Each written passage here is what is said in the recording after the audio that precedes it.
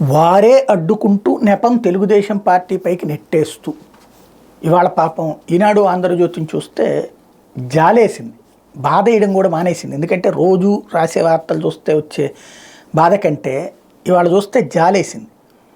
ఎందుకంటే వాలంటీర్ల వ్యవస్థనంట జగనే అడ్డుకున్నాడట. డబ్బులు ఇంటింటికి వెళ్ళి ఇవ్వడానికి అవకాశాలు ఉన్నాయట, సచివాలయ సిబ్బంది వెళ్ళి ఇవ్వాలట, అలా ఇవ్వకుండా జగనే ఆపుతున్నాడట. వృద్ధులని మండు టెండల్లో వేధిస్తున్నారట, వికలాంగుల్ని మండు టెండల్లో వేధిస్తున్నారట.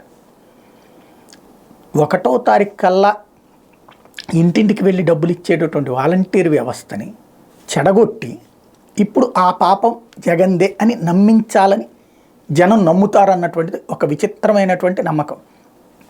అంటే మేము ఏ వార్త రాసినా సరే జనం వెర్రి వెదవల్లాగా నమ్ముతారు అనేటువంటి తెలివితేటలో మేధావిత్వమో అర్థం కాదు. దాని పర్యవసానమే ఇక్కడ కనబడుతున్నటువంటి వ్యవహారం. పబ్లిక్ అందరికీ తెలుసు ఏం జరుగుతుందన్నటువంటిది. అయినా సరే పబ్లిక్కి ఇది తెలియదు. చంద్రబాబు గారి లేఖలు చూపెట్టి లేకపోతే పవన్ కళ్యాణ్ గారి స్టేట్మెంట్లు చూపెట్టి వాలంటీర్ల వ్యవస్థను ఆపింది జగనే తప్పించి చంద్రబాబే కాదని నమ్మించాలనుకుంటున్నారు. నమ్ముతారా జనము?